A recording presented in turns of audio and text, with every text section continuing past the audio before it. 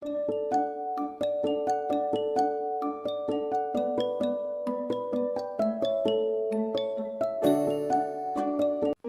தி Lord. நாள் 115 April 25ற்கான வேத பகுதி 2 நாளாகமும் 7ஆம் அதிகாரம் முதல் 9ஆம் அதிகாரம் வரை.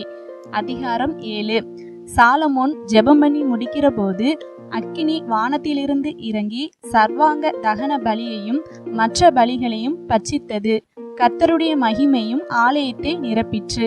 கர்த்தருடைய மகிமை கர்த்தருடைய ஆலயத்தை நிரப்பினதினால் ஆசாரியர்கள் கர்த்தருடைய ஆலயத்துக்குள் பிரவேசிக்க கூடாதிருந்தது. அக்கினி இறங்குகிறதையும் கர்த்தருடைய மகிமை ஆலயத்தின் மேல் தங்கி இருக்கிறதையும் இஸ்ரவேல் புத்திரர் எல்லாரும் கண்டபோது தலைவரிசை மட்டும் தரையிலே முகங்குப்புற குனிந்து பணிந்து, கர்த்தர் நல்லவர், அவருடைய கிருபை என்றுமுள்ளது என்று சொல்லி அவரை துதித்தார்கள். அப்பொழுது ராஜாவும் சகல ஜனங்களும் கர்த்தருடைய சந்நிதியில் பலிகளை செலுத்தினார்கள். ராஜாவாகிய சாலமோன் 22,000 ஆடுகளையும் 120,000 ஆடுகளையும் பலியிட்டான். இவ்விதமாய் ராஜாவும் சகல ஜனங்களும் தேவனுடைய ஆலயத்தை பிரதிஷ்டை பண்ணினார்கள். ஆசாரியர்கள் தங்கள் பணிவிடைகளை செய்து நின்றார்கள். தாவீது ராஜா லேவியரை கொண்டு கர்த்தருடைய கிருபை என்றுமுள்ளது என்று அவரை துதித்து பாடும்படியாக செய்வித்த கர்த்தரின் கீத வாத்தியங்களை அவர்களும் வாசித்து சேவித்து நின்றார்கள். ஆசாரியர்கள் அவர்களுக்கு எதிராக நின்று பூரிகைகளை ஊதினார்கள். இஸ்ரவேலர் எல்லாரும் நின்று கொண்டிருந்தார்கள். சாலமோன் உண்டாக்கின வெண்கல பலிபீடம் சர்வாங்க தகன பலிகளையும் போஜன பலிகளையும் நினத்தையும் கொல்ல மாட்டாதிருந்தபடியினால் கர்த்தருடைய ஆலயத்துக்கு முன்னிருக்கிற பிரகாரத்தின் நடுமையத்தை சாலமோன் பரிசுத்தப்படுத்தி அங்கே சர்வாங்க தகன பலிகளையும் சமாதான பலிகளின் நினத்தையும் செலுத்தினான். அக்காலத்தில் தானே சாலமோனும் ஆமாத்தின் எல்லையிலிருந்து எகிப்தின் நதி மட்டும் வந்து அவனோட கூட இருந்த மகா பெரிய கூட்டமாகிய இஸ்ரவேல் அனைத்தும் 7 நாள் அளவும் பண்டிகையை ஆசரித்து 8ஆம் நாளே விசேஷித்த ஆசரிப்பு நாளாய் கொண்டாடினார்கள். 7 நாள் பலிபீடத்து பிரதிஷ்டையையும் 7 நாள் பண்டிகையையும் ஆசரித்தார்கள்.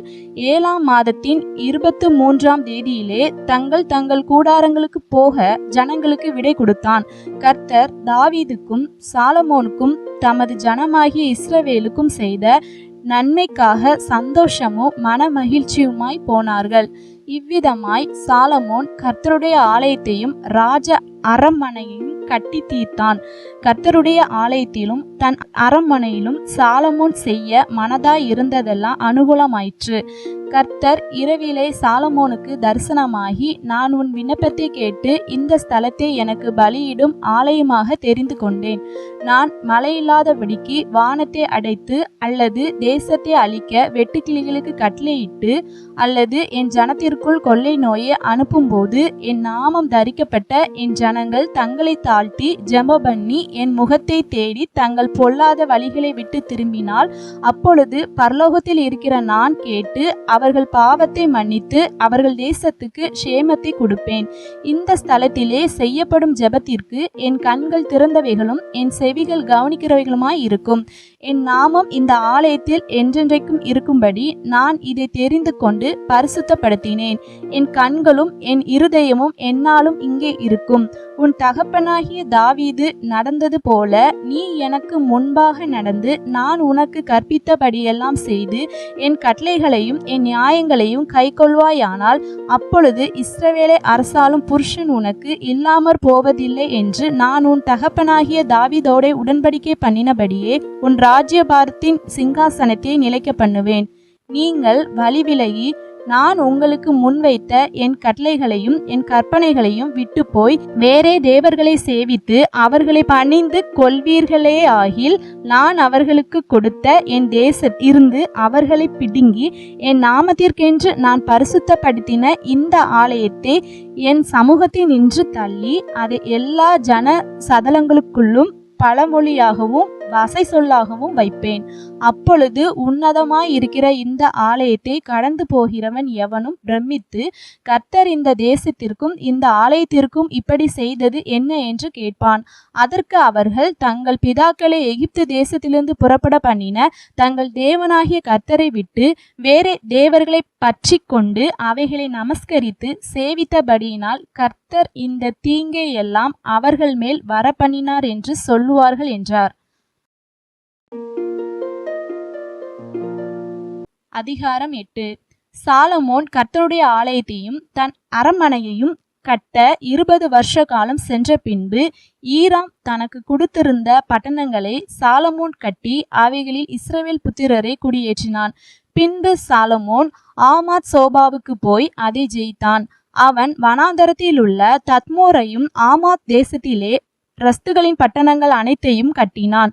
சாலமோன் மேல் பெத்தோரனையும் கீழ் பெத்தோரனையும் அலகங்களும் கதவுகளும் தாழ்பால்களும் உள்ள அரணான பட்டணங்களாக கட்டி பாலாத்தையும் தனக்கு இருக்கிற ரஸ்துகளை வைக்கும் சகல பட்டணங்களையும் ரதங்கள் இருக்கும் சகல பட்டணங்களையும் குதிரை வீரர் இருக்கும் பட்டணங்களையும் எருசலேமிலும் லீபனோனிலும் தான் ஆளும் தேசமெங்கும் தனக்கு இஷ்டமானதை எல்லாம் கட்டினான்.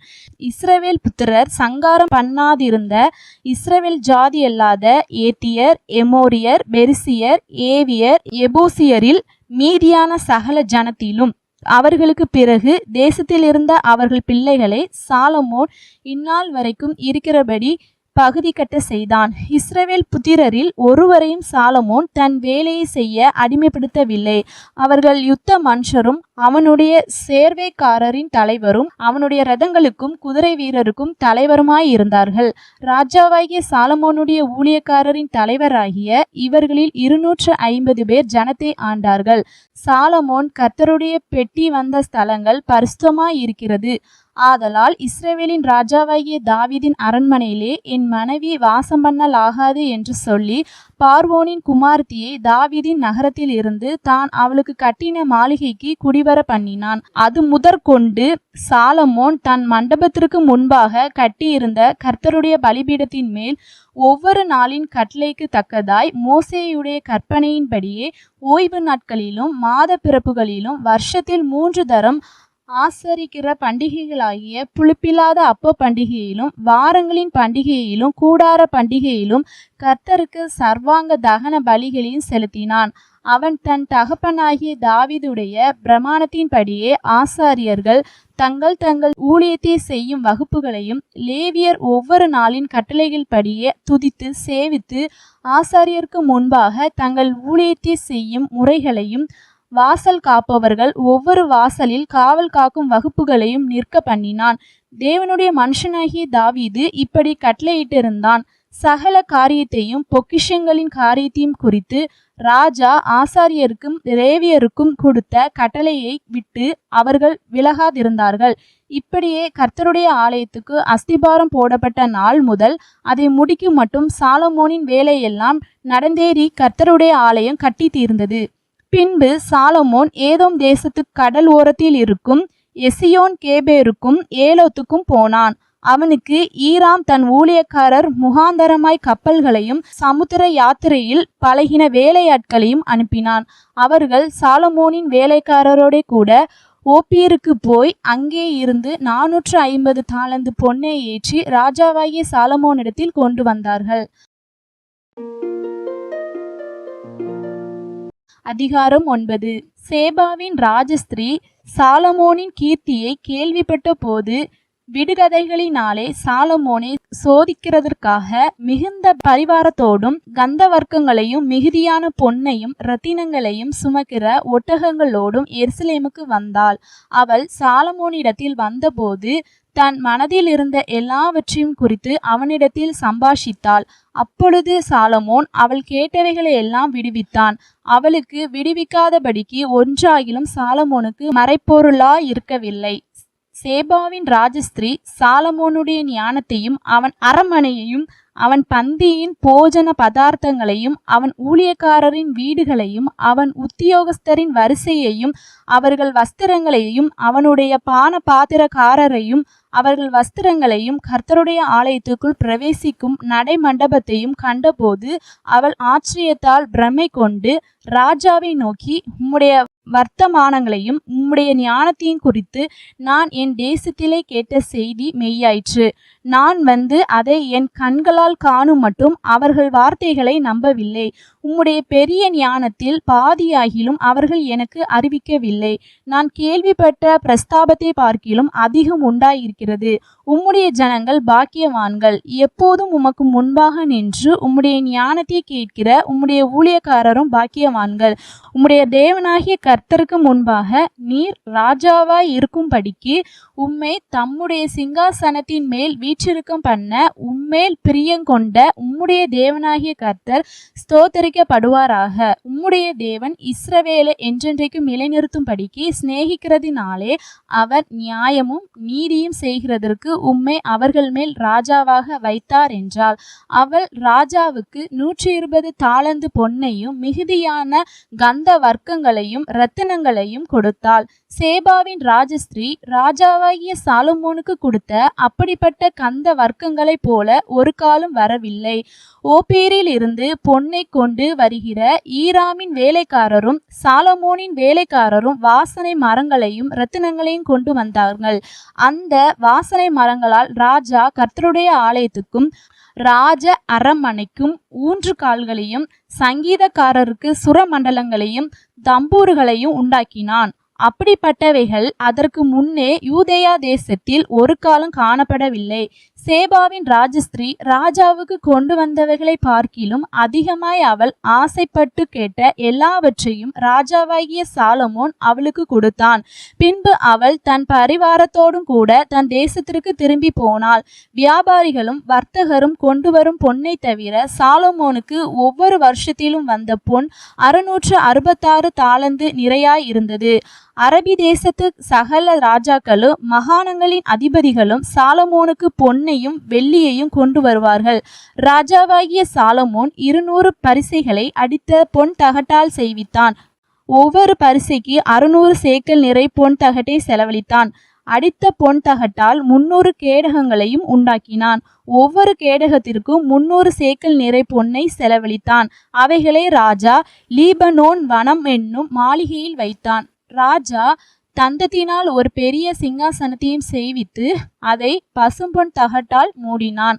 அந்த சிங்காசனத்துக்கு பொன்னினால் செய்யப்பட்ட 6 படிகளும் 1 பாத படியும் உட்காரும் இடத்திற்கு இருபுறத்திலும் கைசாய்மானங்களும் இருந்தன. 2 சிங்கங்கள் கைசாய்மானங்கள் அருகே நின்றன. அந்த 6 படிகளின் மேலும் 2 பக்கத்திலும் 12 சிங்கங்கள் நின்றன. எந்த ராஜ்யத்திலும் இப்படி பண்ணப்படவில்லை. ராஜாவாகிய சாலமோனுக்கு இருந்த பான பாத்திரங்கள் எல்லாம் பொன்னும் லீபனோன் வனம் என்னும் மாளிகையின் பனிமுட்டுகள் எல்லாம் பசும்பொன்னுமாய் இருந்தது. ஒன்று வெள்ளியினால் செய்யப்படவில்லை. சாலமோனின் நாட்களில் வெள்ளி ஒரு பொருளாய் எண்ணப்படவில்லை.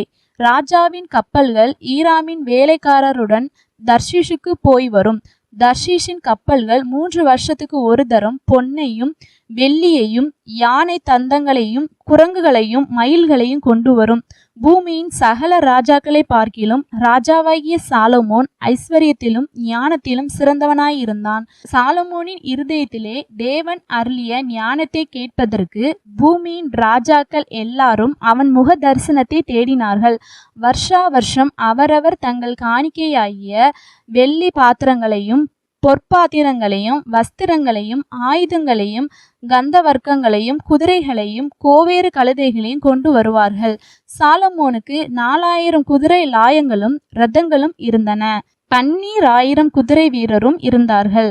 அவைகளை இரதங்கள் வைக்கும் பட்டணங்களிலும் அவர்களை எருசலேமில் தன்னிடத்திலும் ராஜா வைத்திருந்தான். நதி துவக்கி பெலிஸ்தரின் தேசம் மட்டுக்கும் எகிப்தின் எல்லை வரைக்கும் இருக்கிற சகல ராஜாக்களையும் அவன் ஆண்டான். எருசலேமிலே ராஜா வெள்ளியை கற்கள் போலவும் கேதுரு மரங்களை பள்ளத்தாக்குகளில் இருக்கும் காட்டத்தி மரங்கள் போலவும் அதிகமாக்கினான். எகிப்திலும் மற்ற தேசங்களிலும் இருந்து சாலமோனுக்கு குதிரைகள் கொண்டு வரப்பட்டது. சாலமோனுடைய ஆதியந்தமான மற்ற நடபடிகள் தீர்க்கதரிசியாகிய நாத்தானின் புஸ்தகத்திலும் சீலோனியனாகிய அகியா எழுதின தீர்க்க தரிசனத்திலும் நேபாத்தின் குமாரனாகிய எரோபெயாமை குறித்து ஞானதிருஷ்டிக்காரனாகிய இத்தோ எழுதின தரிசனங்களிலும் அல்லவோ எழுதியிருக்கிறது. சாலமோன் எருசலேமிலே இஸ்ரவேலையெல்லாம் 40 வருஷம் அரசாண்டான். பின்பு சாலமோன் தன் பிதாக்களோடே நித்திரையடைந்தான். அவனை அவன் தகப்பனாகிய தாவீதின் நகரத்தில் அடக்கம் பண்ணினார்கள். அவன் ஸ்தானத்திலே அவன் குமாரனாகிய ரெகொபெயாம் ராஜாவானான். இன்றைய நாளுக்கான வேத பகுதி வாசித்து முடிந்தாயிற்று. தேவனுக்கே மகிமை உண்டாவதாக. ஆமேன். இன்றைய நாளுக்கான வேத பகுதியில் இருந்து ஒரு கேள்வி. சாலமோனுக்கு பின் ராஜாவானது யார்? இன்றைய நாளுக்கான வாக்குத்தத்தம் 2 நாளாகமும் 9:7. உம்முடைய ஜனங்கள் பாக்கியவான்கள். இந்த வாக்குத்தத்த வசனத்தின்படி கர்த்தர் நம்மை ஆசீர்வதிப்பாராக. ஆமேன்.